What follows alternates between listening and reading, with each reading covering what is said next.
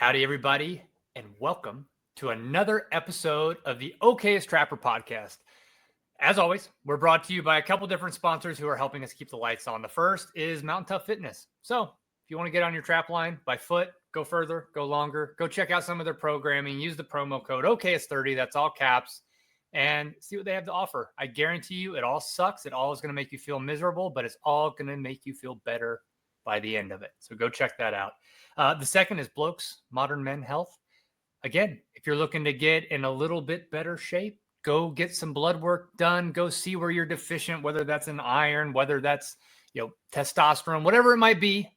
Get your blood work done, check it out, and then get supplements tailored for you. And last but not least is Trapline Beard Oil. If you're tired of rubbing castor oil in your beard, or your wife or girlfriend's mad when you come smelling like lore, pick up some Trapline Beard Oil. Make your beard smell a little nicer. I know my wife appreciates it, especially with how rank my mustache can get us time to time. So go check out all those sponsors. Help us keep the lights on. Much appreciated. But today's guest is a trapper, a hunter, and is about to be a graduate from Northern Michigan University with a BS in biology. She's passionate about teaching, conservation, and helping to get people involved in the outdoors pursuits, and is my first Michigander on the podcast, which is pretty awesome. Sarena Manee, welcome to the show. Hi, thank you for having me. I'm really excited because I followed you on Instagram, which seems to be like just the modern way of connecting with people. I've seen you trapping beavers, other water critters, and everything you post that I've seen has been very geared towards conservation, towards bringing a light to what trapping is supposed to be, what we want it to be. And I find that immensely, I don't know how to put it, not charitable, but I like the way that you're putting information out there, especially as it relates to trapping. It's very approachable. But as always, first question out of the gate is, when were you actually first exposed to trapping?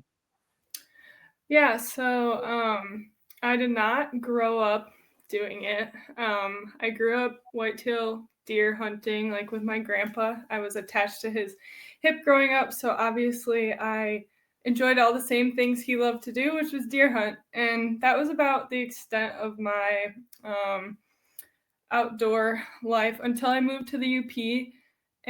For those of us who are not Michiganders, what is the UP? Okay, sorry. Upper Peninsula of Michigan. Okay, so if I have my hand up. Yeah. We're up here? Yes. Okay. Up even higher. It's this. I'm like up here. Okay. So there's a bridge that connects the two, and I'm on the higher end of that. But yeah, so I was brought up here with school. And the first year I came up here was unfortunately COVID. The first pandemic shutdown, and I had met my now fiance, and he was just looking for something to get us out of the house. And he had grown up trapping. I think he started in either middle school or high school. And he took me out and let me set my own water sets, and I caught my first beaver, and that was pretty much the end of it from there. I was hooked right away, and every season since then, I've mainly done the water trapping, but every year I've kind of expanded too. Like, I'm constantly wanting to learn new things and add to my trapper's resume. So let's back up just a little bit, because that's amazing. It's a great way to break up COVID too, I'm sure. That was definitely better than rotting away in our apartments like a lot of us did. Yeah. But let's go back to your grandpa, though, and being attached to his hip. Again, that is something that I'm passionate about, as being a good role model for my kids. I didn't grow up in a family that hunted, so I love my granddad, but I didn't grow up hunting with him. What was the first age that you actually harvested an animal? Might even be a good starting place then with grandpa. I think I was, when I was sitting with him, I was younger, but the first one I harvested, I believe I was 14. Okay. So we did hunter safety when I was like around 12, but I was always around it, like him harvesting animals. And I remember he would get a deer, and we only lived 15 minutes away from them. So he would call my mom and she would drive us out there and we would sit and get pictures with him with his buck hanging in the barn and stuff. But yeah, when I was 14, I shot my first doe, and he was right there with me when I did it. With that first harvest at 14, though, I mean, I'm assuming your family ate all the meat and it was probably a process of like home processing that deer. I mean, is that what you would credit the love of nature and like maybe conservation started at? Oh, absolutely. Right away, it was definitely a big thing that, we do this to provide for the family. So very early on, it was instilled in me to do it for a reason. And, I've learned now as I've gotten older, there's a lot of reasons, not just to provide. And that's been really fun. And I find it very passionate. I love talking about it now that I've learned all these cool things about conservation. But at first it was mainly just, we do this to provide, and it's been great to expand my knowledge on it as well. With the opportunity in Michigan, like, were you ever aware that there were other opportunities outside of deer hunting before you went to college, met your now fiance? Like, had you ever come across trapping or any other type of method of take during your early years? Not really. I was actually just thinking about that today. I was trying to think back to what I remember as a kid and experienced as a younger me. And really, it was just rifle deer hunting, because even my grandpa would bow hunt, but he didn't really get me into bow hunting. Now I'm doing it myself. But yeah, it was just rifle deer hunting, and that was kind of it. He would get a coyote every now and again, and like he kind of would explain that to me and nuisance animals. We had one time a raccoon in our garage, and I remember having to call our uncle to come deal with it. But really, it was just deer hunting. Yeah, it's funny how that works with family. It was this morning, my father-in-law called me. He's like, "Hey, Zach, I've got something in a live trap." And they live, 30, 40 minutes away from us when we're here in Boise. And I was like, "Well, what do you have?" He's like, "I don't know. Let me send a picture to you." And so he sent me a picture. And mind you, they live nowhere near a river, a creek, nothing. And he's got this beautiful black mink in a live trap. Really? Yeah. And I was like, first and foremost, I'm thinking, well, wow, that would make great fur. And he's like, well, what should I do with it? And like, I immediately go to like the dispatch, like, well, you can dispatch it. I'll take care of it. And then, I get a video like an hour later and he's like feeding it fish. He's like, I think it might be like tame. I'm like, oh no, that's not what you do.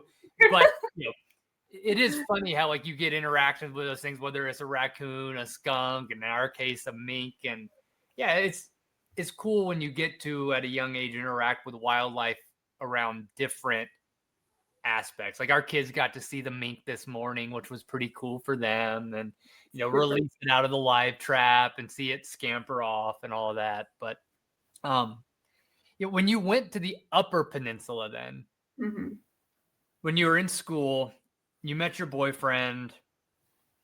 When he suggested to go trapping, like obviously you were outdoors, you were probably game for it, but was it a little bit of a shock, like, oh yeah, we're gonna go trapping? Or was it just something like immediately you were like, oh, I'm game for this?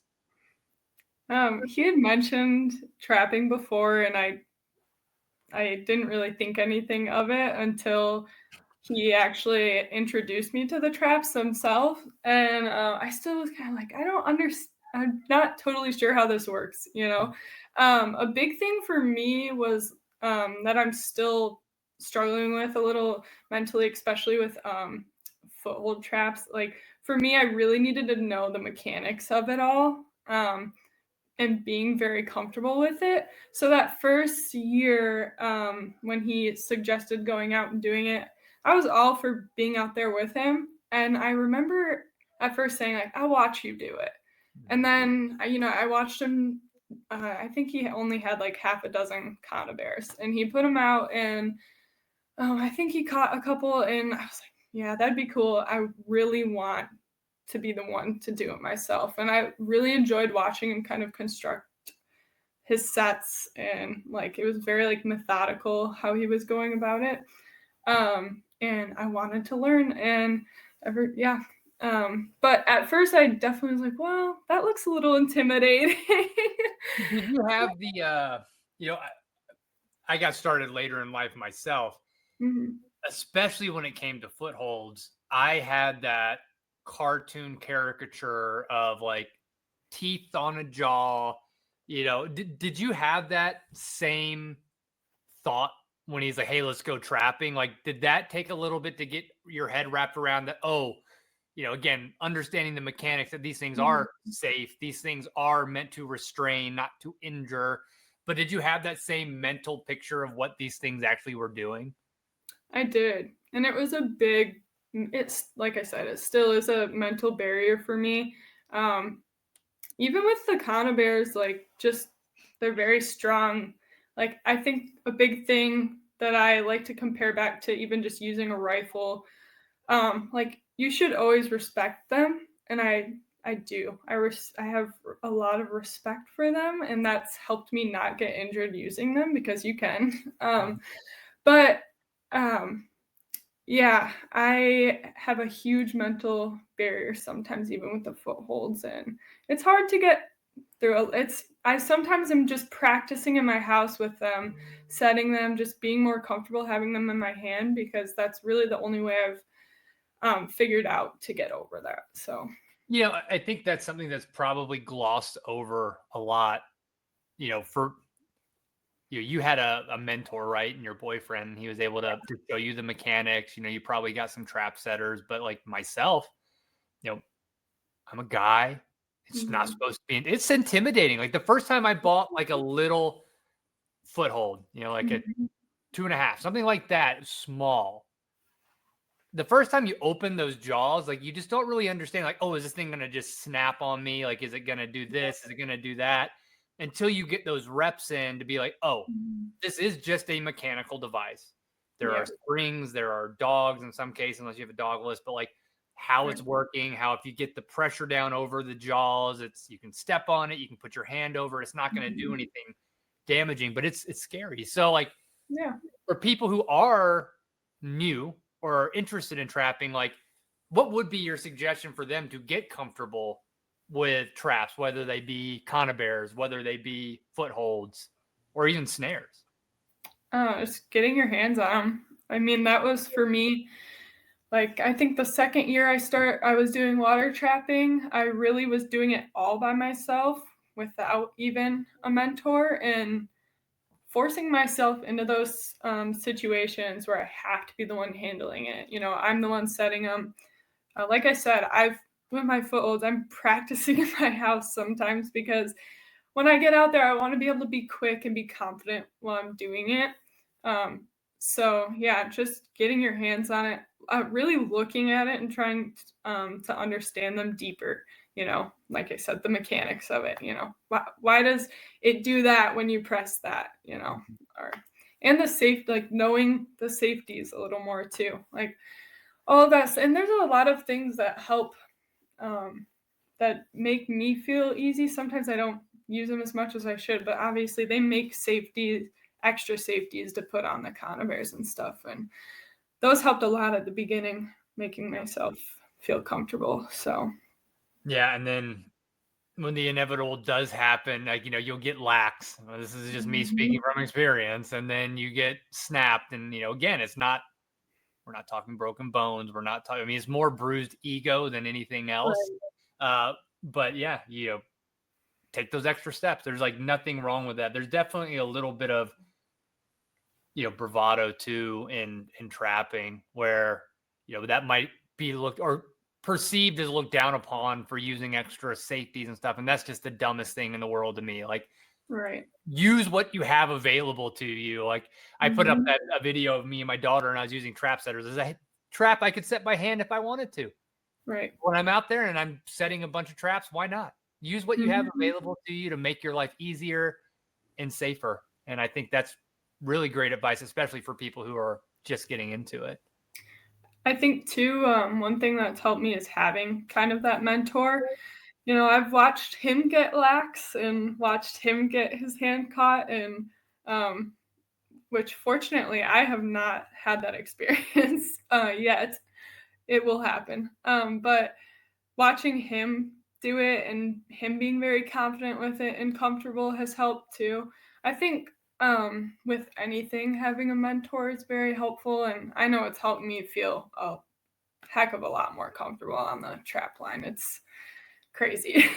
Yeah. So you tag along really that first year in COVID. Mhm.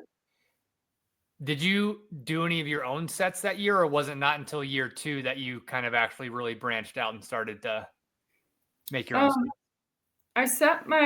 I did set one by myself, but it was like heavily him watching me do it and kind of Mhm. guiding me. But I did put it in the water myself, and I did put the sticks in and do all the things you do. And I was very fortunate to catch a very decent sized beaver like 2 days after I'd put it in. So Perfect. You were going right to my next question. So that first year, you make a set with mhm. guidance, with mentorship, and then you catch a beaver, a good sized Yeah. beaver.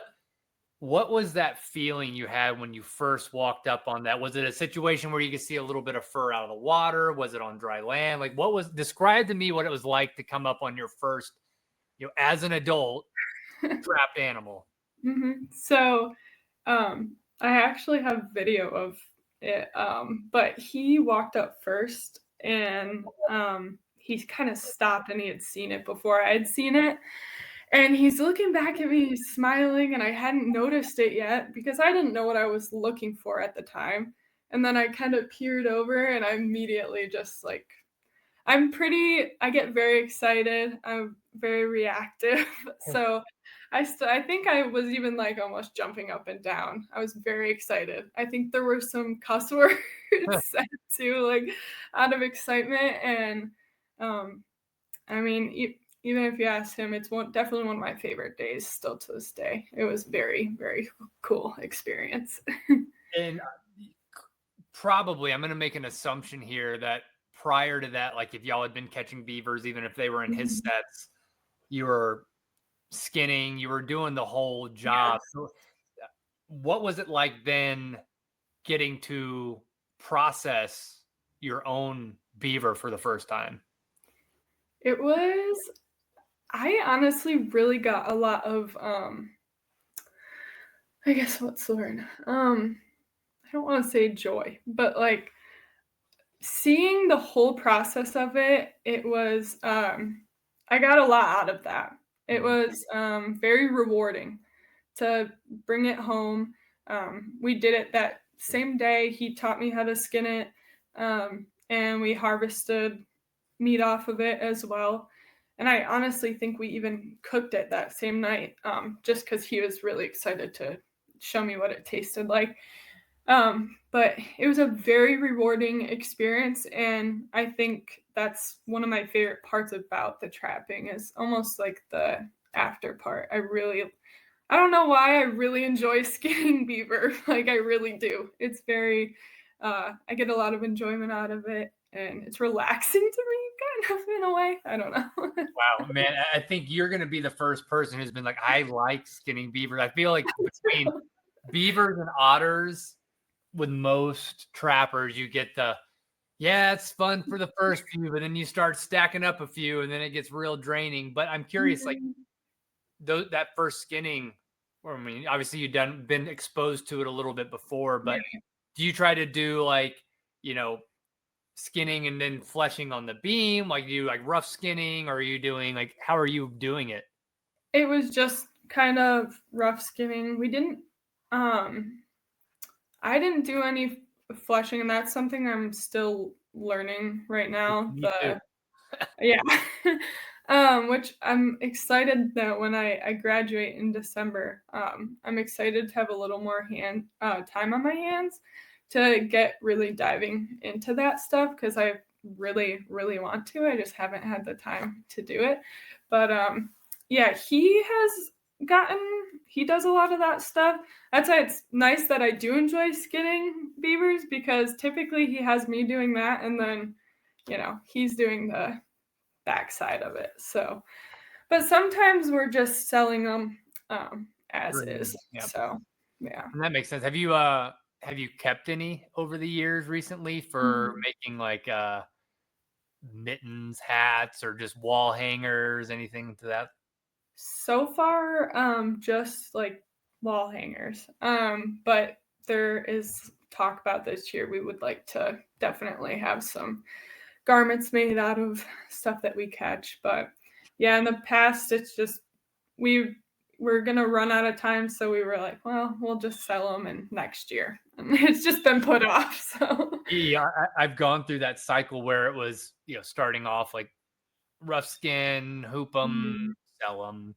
And yeah, then it went through a process pre-kids where it was like, well, let me explore this a little bit more, and then getting into self-tanning, trying to do stuff full circle now, back like where my daughter and I just went out and we had 2 days. All right. I don't have the same amount of time. And it sounds like, especially in university, yeah. you've got the same problem. You've got exams, you've got this, you've got other commitments. And yeah, that's exciting for you that you'll be able to have a little bit more time to maybe explore, even going further down that chain that we were talking about.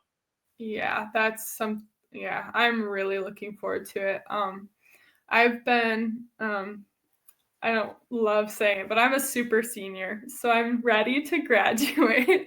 I've really enjoyed my time at university, but I'm definitely ready for this next step. I have a lot of new goals that aren't educational. Well, still educational, but I'm excited to have that extra free time to expand my knowledge on fur handling, because I really want to be able to do start to finish on a lot of this stuff. So. And for other people, especially people who are on the fence about trapping, and I will die on this hill that it's a great meat, but did you guys do a crock pot meal with that beaver that first day, or how did you cook it? And then what was your impressions? I believe the first one we just did it in a frying pan. Nice. And it was just the raw cooked reaction, like he didn't. And then from there on out, we've done a lot of just crock pots because it's pretty easy to do it that way. But I like it either way. I think it's I actually, on one of my old like captions on one of my Instagram posts, I put, dare I say it, like beaver over beef. So, or even sometimes venison. I just think it's really, really tasty. Yeah, no, I agree with you 100%. Now, I have to ask this now too. Okay. How many roommates do you have? I live with a couple. So I live with 2 people. You're saying that you're walking around practicing, setting your footholds, potentially bringing home critters from the water. I would imagine maybe skinning them out there. Like, what was their reaction when you first started kind of diving deeply into trapping? Assuming they're not into trapping, maybe they are, but if they're not, what was kind of their initial reaction to what was going on? I am so fortunate. My roommates are very outdoorsy, just like me. My roommate Kate, she's my best friend. She's the reason I'm living here.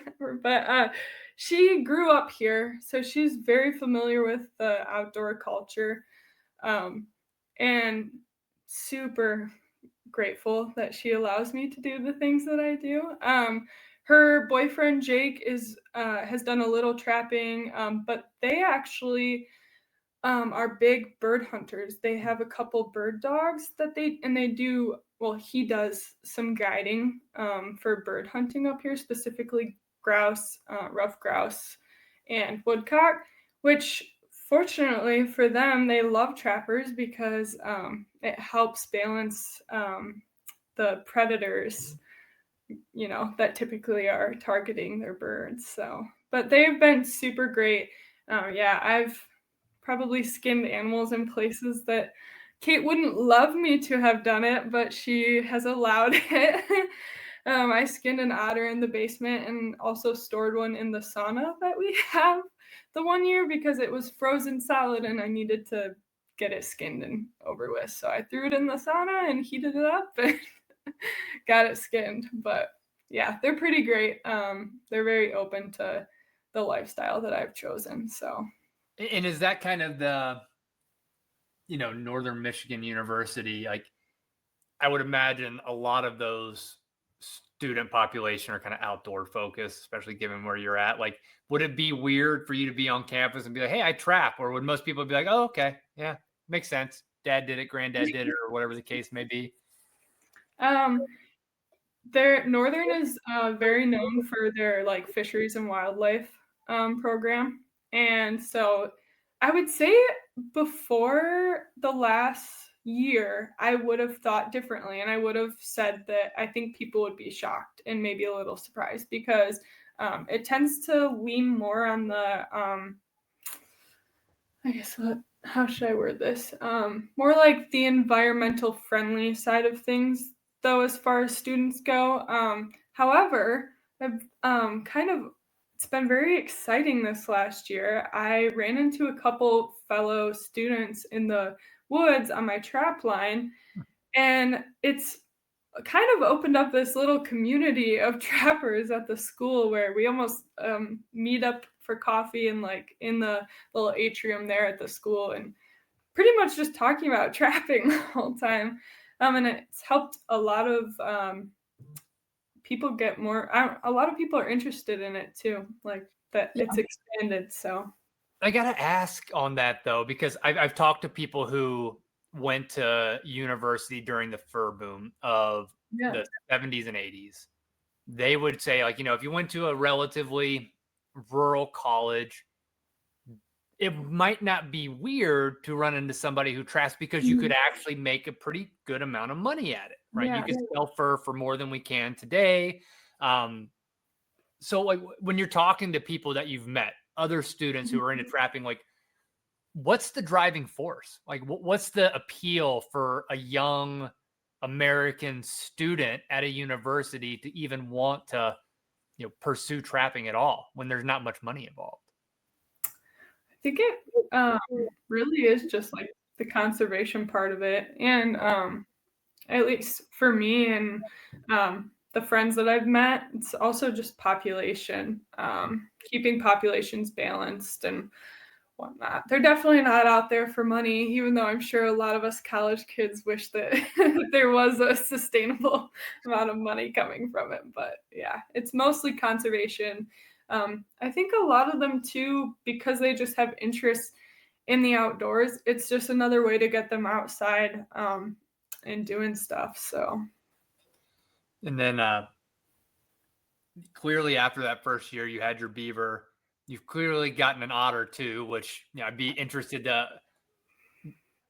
Are you as zen and happy skinning an otter as you are a beaver? It depends the setup that I have. Downstate where or the lower peninsula of Michigan, downstate where I'm moving in December, we have a really nice setup for skinning otter, and it makes it a lot easier. When I'm up here, I don't have that, as good of a setup, so I'm having to just very meticulously go through and slowly tubing it out instead of being able to, kind of pull on it and make it easier for me. So no, I don't have the same joy as I do. It's a little harder for me. It takes a lot more time for me to skin an otter than a beaver. Yeah, they can be a little troublesome. I can say that much. Yeah. With that though, like those first, what year is this going to be for you for trapping?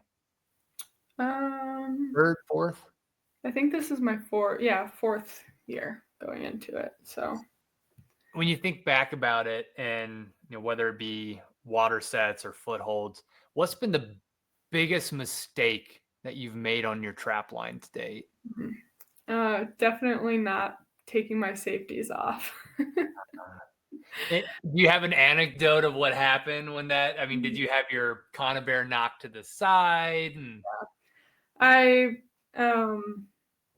I remember walking up to it and it looked like it was trampled over.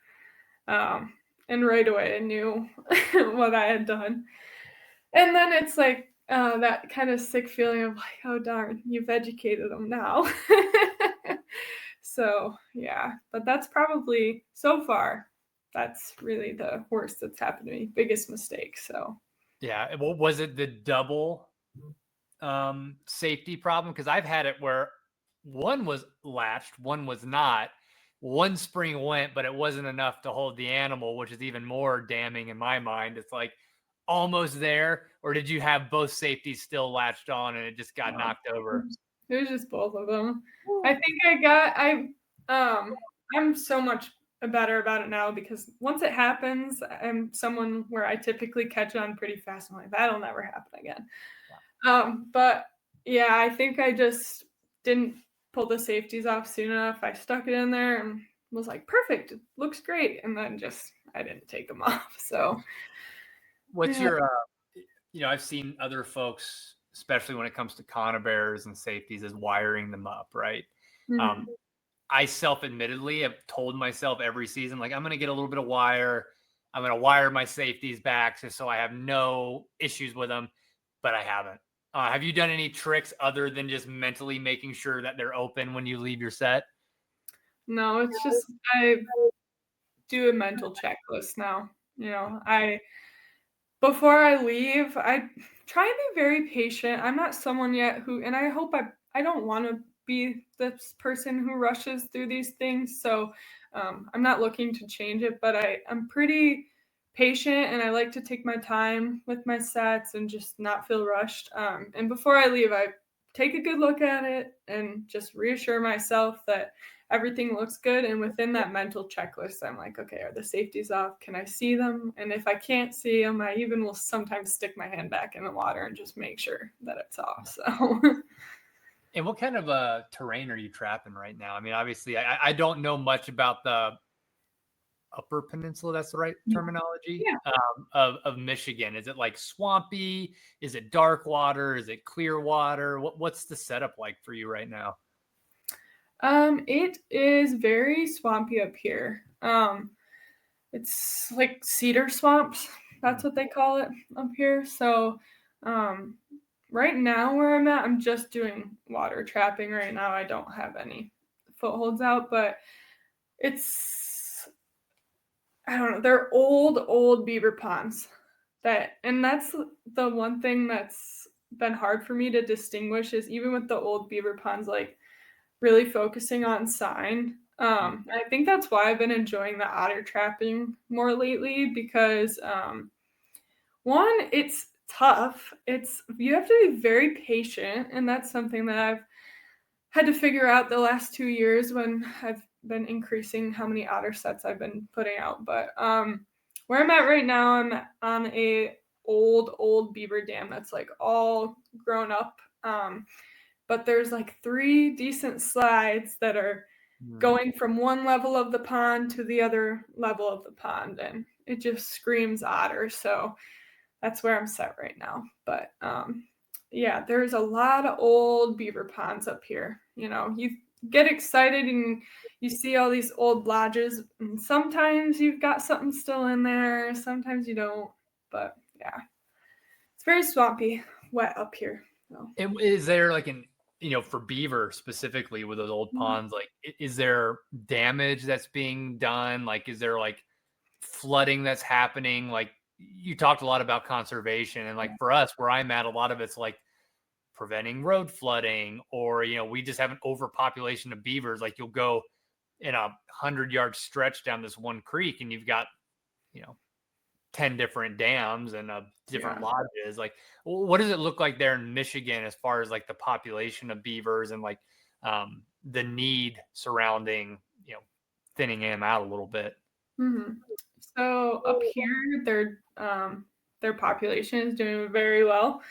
There are plenty of beavers. I wouldn't say that, they're overly abundant. I think right now, my personal opinion is that I think they're at a just right, manageable population. However, there is definitely some circumstances I've come across in just scouting, or like spots where I've been trapping beaver specifically, where I come across like a culvert and I can tell the landowner, or maybe he doesn't own the specific land, but he's got like the house at the end of the road and he's trying to prevent the beavers from damming up. And I actually met a guy last year. It was, like I said, it wasn't that he owned the drive that this was on, but he owned property at the end of it. And he was doing so many different things to try and prevent these beavers from damming, like where he was constantly having to clean out this culvert because of issues with the water. And I actually into him one day, and he actually gave me permission to come on his property. So instead of going the long way that I was going, just so I could trap him. So, and I've come across a couple different areas where they're definitely causing flooding on the roads. So Yeah, they are very good engineers, and usually not in the way that is beneficial to human population, unfortunately. yeah, that was one of the main things that got me so into trapping. Was I was just very impressed with beavers. Like, I remember the first time I got taken out to a dam and I'm like, what? They built this? Like, that is just crazy. And last year I was trapping a pond that had one that, I mean, I don't even know how to guess how tall it was, but it was like well over my head in height. And I was just like, how did they do this? I would love to put a camera on one and just watch them build these things. It's Yeah, very impressive. I don't know if you've had the experience. It's a catch-22 because it means you did not succeed in trapping beaver, but I've had it, especially like the backcountry beaver where we're at, where I might do a dam break set, right? Yeah. You're kicking in the dam, and whether Mhm. it's a foothold or a conibear, I've had it more than once where there was something in my set that wasn't right, whether that was lash safeties, whether that was just, they missed the foothold, whatever it is. Yeah. And then you come back the next day and you're like, well, I don't see my trap. I also don't see an animal. And then you Mhm. get down in there and they've completely architected all around your stuff Yeah. overnight. It's amazing how quick they work too. Yeah. They're very impressive. That's one thing. When I first come across like a new beaver pond, I typically will go like 2 days in a row, just mainly because that's how I know if something's still there or if it's active. If I don't see fresh sign, but maybe they're in a different spot, because typically the ponds are pretty big up here. It's, um, like I'll look at a dam and the next day, if something's different or if the mud is wet, and there's a lot of, it's very impressive how, um, they're little engineers. That's for sure. I remember talking with Jake DeBow of New England Naturals, and Mm. yeah, he was as excited as you are about beaver. And just the same with me. I talk about my trapping evolution. Like, I started with canines, and then water trapping came later. But there's just something about being in the water, to Yeah. me personally. It's like going in a time machine. The beaver was what founded our country. It Yeah. is a pure renewable resources, soup to nuts. Everything we talked about, from like getting the castor, getting the meat, getting the fur, and they're such cool critters. They're abundant in a lot of places that need managing. Like, it just hits all the marks on a Mhm. great place to start. And, you know, they can be very difficult if they're, conditioned, but, sometimes like it's a good entry critter if you're interested in trapping too. Yeah, I wouldn't have changed anything in the way I started. Where I'm from in the lower peninsula of Michigan, I'm just south of where they're pretty prevalent. So, like, I didn't grow up with really even any knowledge of beavers being an issue or being around. Yeah, it's just north of me where they really start to become a thing. So when I came up here and I saw it all for the first time, it's so funny because, and maybe people would disagree with this, but they are my favorite animal. Even though I trap them, like, I have so much respect for them. I think that's the best way to go about it too. I think they're great, but I also think they're tasty and they're great for things that also are renewable resources. And yeah. This is a off the cuff question, but it's just one that I'm curious about. I mean, you're young, you're coming out of university. Mm-hmm. You're obviously around friends that have an understanding of life, death, what it takes to get food on the table, what it takes to, leverage renewable resource. I don't believe nationwide that is probably a common held understanding. Like, why do you think that is? Like, this country was founded specifically on beaver. How do you think we've come so far that, now it's the rarity to have a good understanding of like, oh, I can go and harvest a deer and process it, put it on the table. Oh, I can go trap beaver to help local landowners, whatever, and put food on the table and do some really cool things.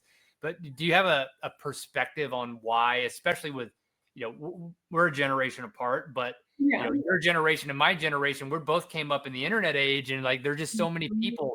You line 10 people up, 8 out of those 10 will be like, I've only ever gotten food from the grocery store. And I was one of those people. Like, why do you think that is?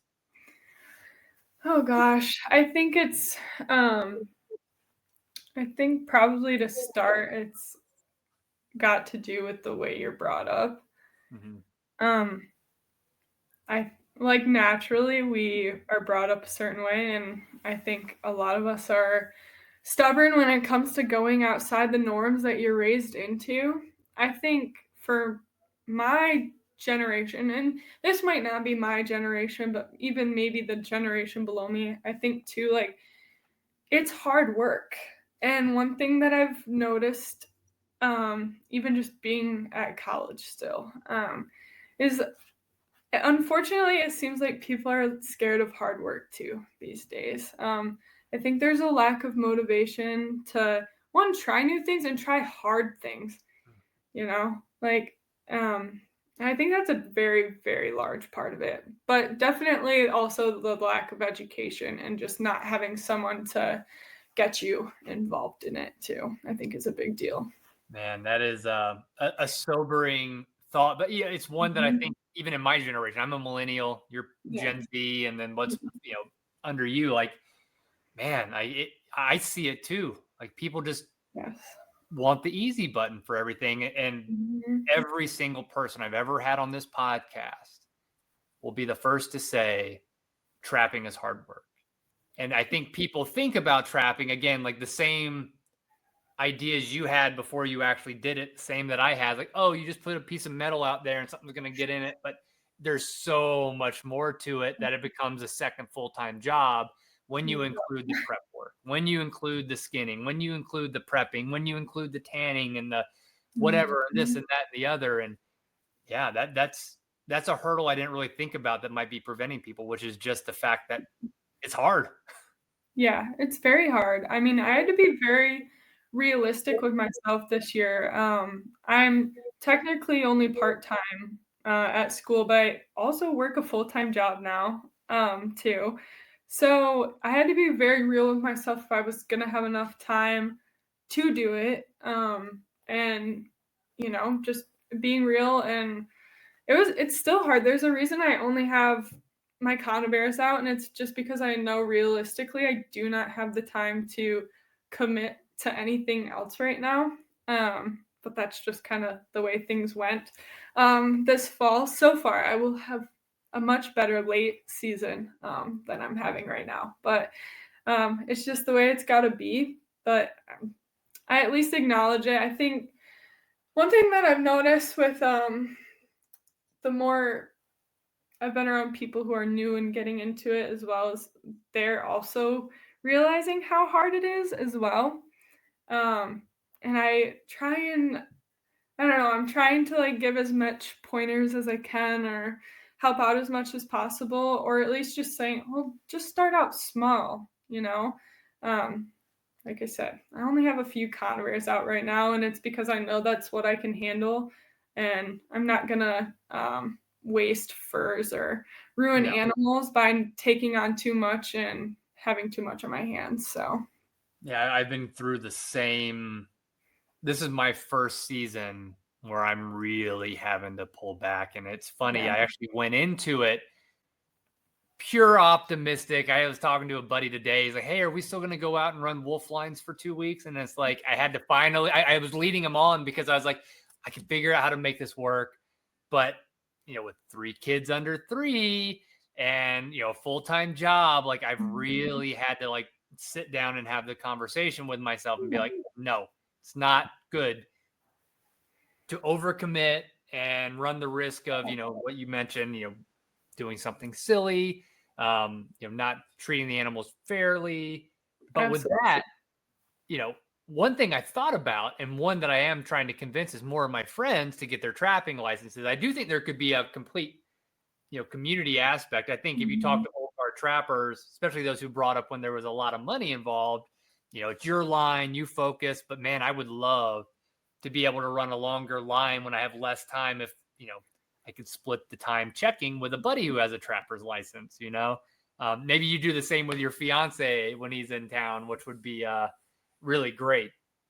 That's something that we're both very excited for when I move back in with him, is having a second person, because he has a very busy work life too, and he has a long commute. So he's also feeling that same struggle of, well, I don't want to make mistakes or not have enough time and commit to too much. So he's feeling that same restrictions right now.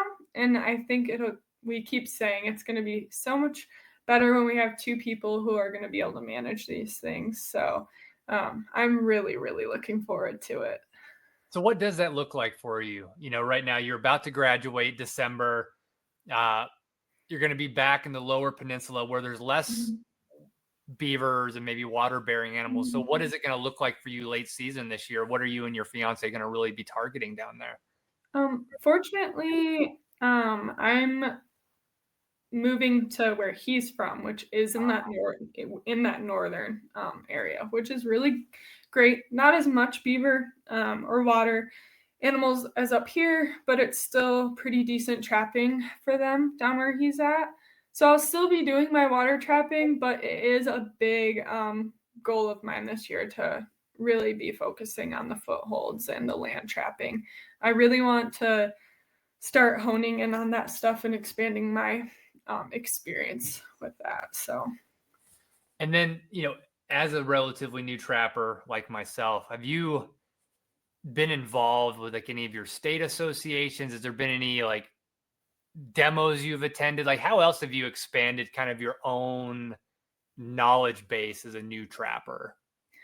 yeah, so as much as I can, there is a UP Trappers Association up here, along with there's the Michigan, I believe it's Trappers and Predator Callers. It's combined for that association, and I've been involved with both. The UP Trappers Association puts on every summer they put on a event locally, and it's a big expo, and they have all these demos running, and I am typically in the demo room watching. So and obviously I'm going and I'm buying my goodies as well, but I love to sit, and I feel like even if I've watched the same person do the same thing, there typically is something new every time to take away from it.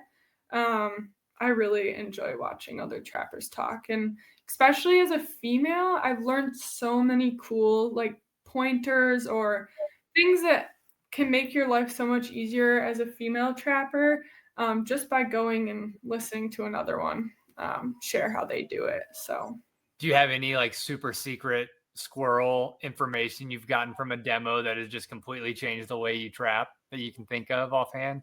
um, not really. I think it's just I'm trying to think. There's been some like small quirky things. I guess one of my favorite female trappers, her name is Sarah Gomez, and she does the she traps. And some of her techniques I really have liked, and she uses it. And some of this is just also personal preference, but she uses those round body grips, and like the way she explains why she uses them, I just made it like click to me. It made sense to me, and I bought 3 right away after watching her demo. And I've had a lot of success with them, and so I guess that would be one of my bigger takeaways, I think, from a demo, and just something that I learned from another That is trap. something that I see and I really want to try. So Yeah. I've not tried the round body gripping traps, but I mean, again, like you said, ergonomically, it makes a whole heck of a lot of sense. Yeah. There's some spots where I'm like, yep, that's perfect for that. And then there's some spots where I do want that square space, that open space kind of air. But for otters, especially, I think that it just makes so much sense. So, Catching a little water bullet, it's a good way to do it. yeah. So kind of as we start to kind of wrap up, Mhm. I always ask these questions. You've been in the woods since you were a kid, Yeah. attached to your grandpa's hip, now as an adult. What's the coolest experience you've ever had in the woods? Oh, well, actually, it was very recently. um, Last week, my fiance was up here. His name's Trevin, by the way. I'm gonna name drop Hi, him, Trevor. but he was up here and he was visiting me, and he put out a quick coyote trap line real quick because he wanted to try and get some for the week that he was up here. And we were very fortunate. Well, he was very fortunate, and I was too, in a way. He ended up catching a wolf in his foothold, which wolves, you cannot, we don't have a season for them here yet in Michigan. But it definitely was the coolest experience I have had so far in the So woods. what had to happen then? Like, was there like, fish and game, DNR? Like, I mean, what was like, did you guys get to release it yourself? Like, what was the protocol there? And like, as a Yeah. wolf trapper, there is no comparison to walking up on a wolf to a coyote. Like, there's no mistaking the two. Yeah. So I will say, our wolves up here are a lot different than the Mhm. wolves. They're pretty light. She was only 60 pounds, Okay. so she's very. There was some confusion when we first walked up, because we legitimately at first like could not tell. She was pretty balled up at first when we got to her. She had found herself in some trees, and actually, I don't think he was really even thinking about it. I think he just was like, oh, that's a coyote, done deal. And she flashed her face at me, and I immediately was like, Not a coyote. not a coyote.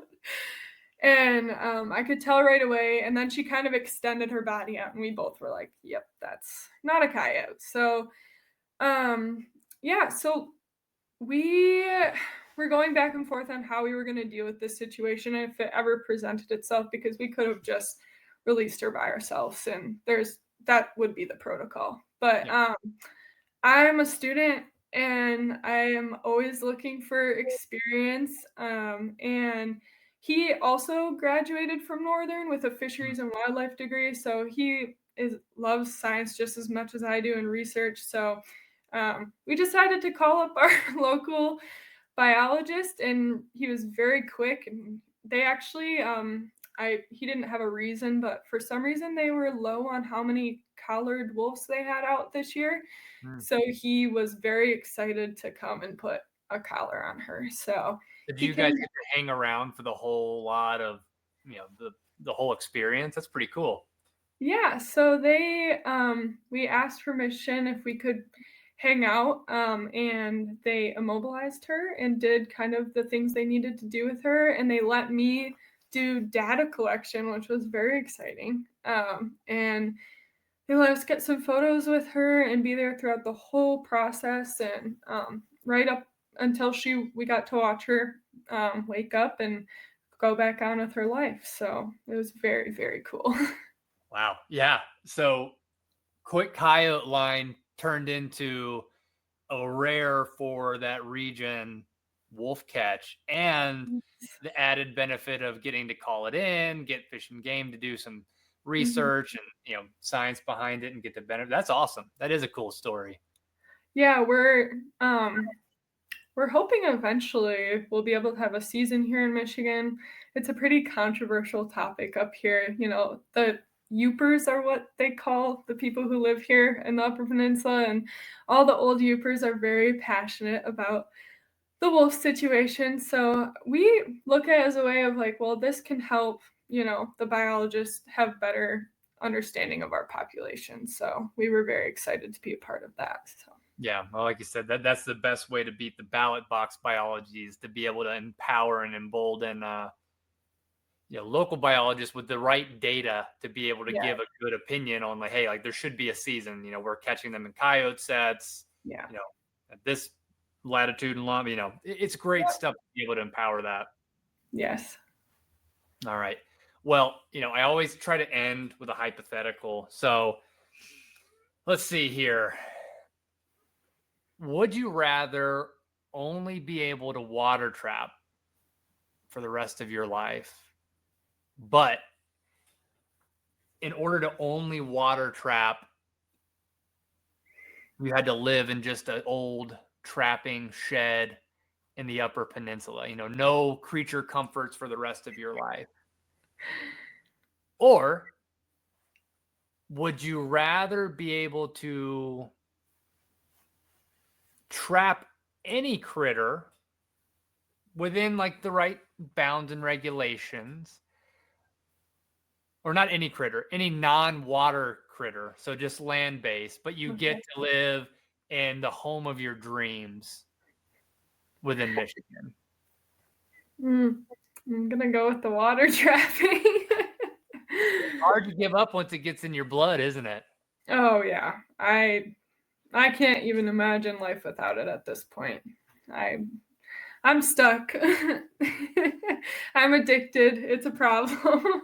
Yeah, understandable. Well, Sarena, first and foremost, thanks for taking the time. I know you're busy. You've got stuff wrapping up with school, but I really enjoyed getting to chat with you, especially as a fellow relatively new trapper, and you've got a lot of great stories and a lot of great content, so keep that up. But where could people find out more about what you're working on from the trapping perspective, post-graduation? Is it Instagram? Is there anything else you've got going on to help educate people and bring people into the fold? Yeah, so mainly it's just my Instagram account, which is, I think my first and last name, so Sarena Manee, and that's just my username. So, and that's the main thing I'm doing. I'm posting on there and sharing things, and so. Perfect. Well, everybody, we'll catch you on another episode of the Okayest Trapper podcast. But Sarena, thank you again, and good luck with everything post-graduation. Thank you so much.